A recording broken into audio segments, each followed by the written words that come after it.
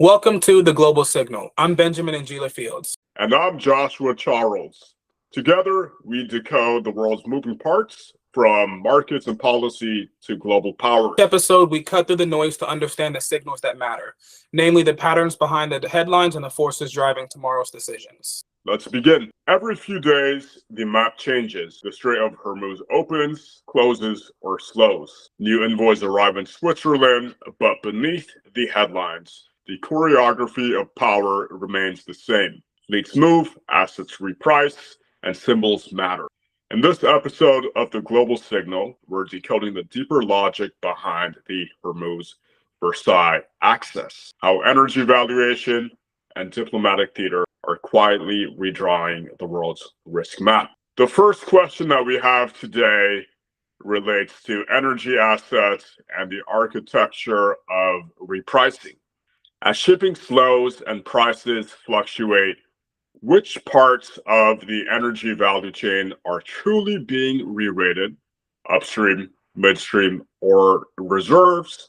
And how should investors and governments interpret these shifts as structural signals rather than temporary volatility? When we look at the mainstream news media, a lot of it focuses on temporary energy volatility. And what I think I urge people to look at more is how things are being repriced, or how risk is being repriced across the energy value chain. Of course, upstream assets may move first because prices react quickly to supply fears. But the more durable pricing is likely in midstream things and logistics. So, for example, pipelines, LNG terminals, storage shipping, insurance ports, alternative routes, all the boring things that kind of don't make as much in terms of the story. I do think that reserves matter, but they only matter in terms of if they're actually able to reach markets.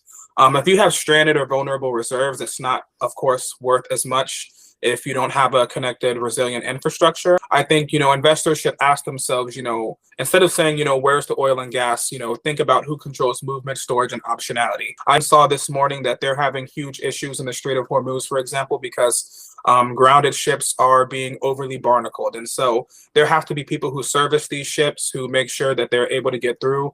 Insurance has to be able to cover issues. There's a lot of things midstream that are important that I urge people to look at. And then for governments, I think we're moving towards a more nationalist kind of world, and they know that energy is not just about production capacity, but it's also about infrastructure resilience. And so they're recognizing that they have to invest more in things within the country, and then their pipelines that get the oil, in or out of their country as well. To Ben's point, upstream energy assets may attract capital in more nascent markets, such as Venezuela, where there exist brownfield assets that were historically abandoned by multinationals. Investors can look at Guinea, which could potentially receive attention for its iron ore and the general utilization of oil as fuel for mining projects, in addition to its coastal location, which is convenient for reasons of international trade. This particularly has potential given the depth of the Mandu project, which has immense utility for steel production. And I think it's quite clear that we know the market doesn't just move on sentiment, it moves on signals. And so one of the things we want to explore is where this kind of signaling was happening. And so if we look at what happened, the Palace of Versailles was chosen to sign the MOU between the United States and Iran. It was a stage where Germany faced the 1919 settlement. In terms of the venue that was chosen, what do we think about how this sends things about power, leverage, and the framing of this agreement and the broader choreography of global diplomacy? As I see it, one signal of the MOU's announcement at Versailles is the augmented presence of France in engaging with sensitive geopolitical frameworks. It seems quite reasonable to believe that the president of France, Emmanuel Macron, has increased incentive to demonstrate France's diplomatic capabilities and authority as a leader in Europe and globally, to signal strength, as well as promote pathways for the imposition of its soft powers. Historically, during World War I, France was quite influential in shaping the Treaty of Versailles. Prime Minister Georges Clemenceau, at the time, focused on reducing Germany's influence economically and militarily, certainly, as a counterweight to the United States, which advocated for determination, and leniency. France's Clemenceau embodied punitive reconstruction where today's tone evokes managed interdependence. I would say that Europe's broad structure hints clearly at a reminder that its diplomacy still holds significance for global negotiations. Participating nations likely appreciate Versailles for its historical context and legitimacy through culture and globally significant formal settlements. Thank you for the clarification, Joshua. It was really great. I think, here in the United States, the media tried to frame it as Trump chose Versailles when more the French state probably was responsible in choosing Versailles. And this is not necessarily just about France, but also about European diplomatic positioning. You've seen how the EU has kind of sat on the sidelines for the past decade and a half, 2 decades in terms of innovation, running the global economy. You see that they want to have a more responsible position in terms of being able to influence things with the Russia-Ukraine war. And then also they've wanted to stay away a little bit from this conflict we've had in the Strait of Hormuz with Iran. But this is an interesting development in which they were able to try to take some kind of agency over how things work. And the Palace of Versailles definitely is a very symbolic place to choose. Moving forward, I think one of the things that will be interesting is looking at how internationally people choose, okay, Pakistan had some positioning because they were able to do a few negotiated talks between the US and Lebanon and a few other actors. And so what are all of these venues in which people are choosing to, or at least states or state departments are choosing to meet and go through these deliberations? What is significant about them choosing Pakistan here, which is a nuclear state, or picking the UAE here, or Qatar here, or any other myriad of choices of countries or even venues within countries? And so I think it's super exciting. I think it's something that we should pay quite a bit more attention to. And I think going into the future, it'll be something that's super unique that we do look into. And so if we know that the venue tells us how states want the moment to be seen, the deeper question is what kind of vulnerabilities these types of moments reveal. 100%. I believe that there will be increased attention historically when we look back in time at the special moment. Frank will also consider the next generation of global choke points based on the current data that we have right now, which leads us to our next question. For most of modern history, geopolitical choke points were primarily geographic, straits, canals, and shipping lanes.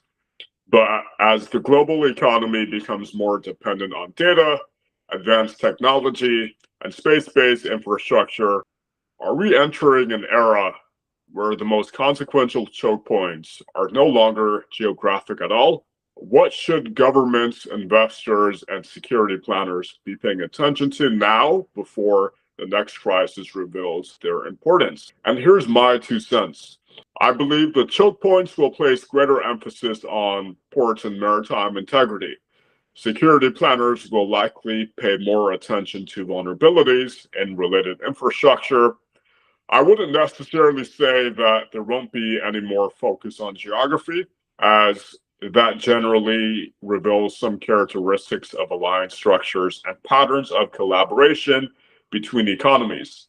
But there is reason to believe that the Indo-Pacific and California's trade routes could have some structural weaknesses, given the technological ecosystem in California, China's posture towards Taiwan, and Taiwan's dominance in the semiconductor industry.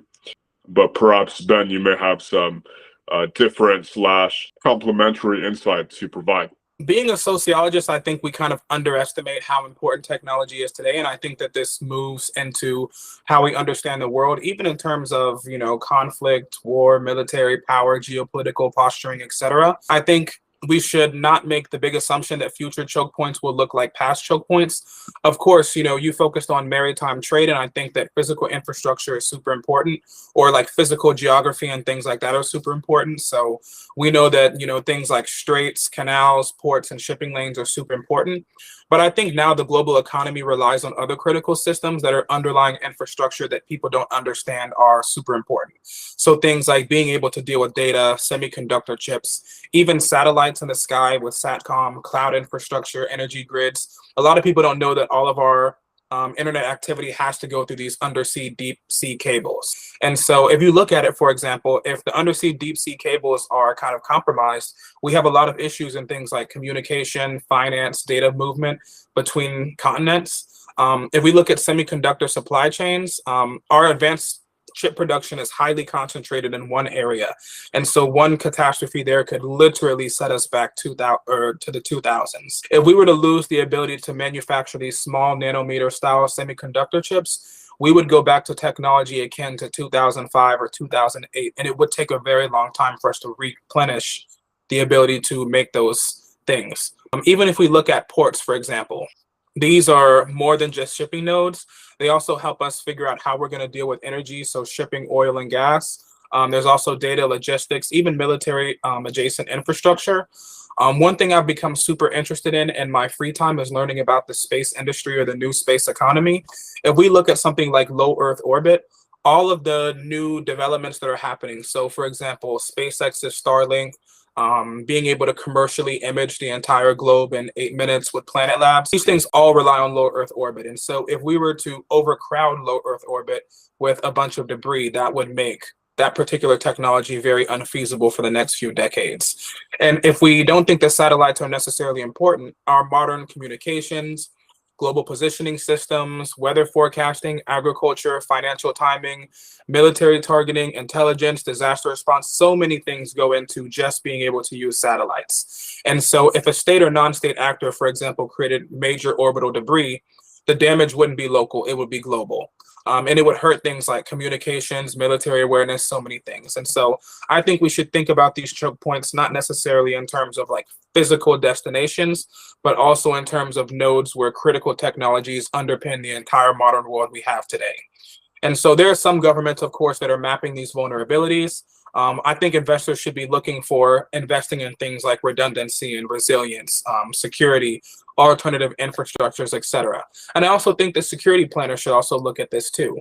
And so, in my opinion, I think if we look at the 20th century's choke points, they were controlled by the movement of oil and ships, but the 21st century will move into looking at who's controlling information and computation, energy, and even access to orbit. As we just had SpaceX's huge IPO, it's clear that the new space economy is here, which is my bias and interest, but that's my take.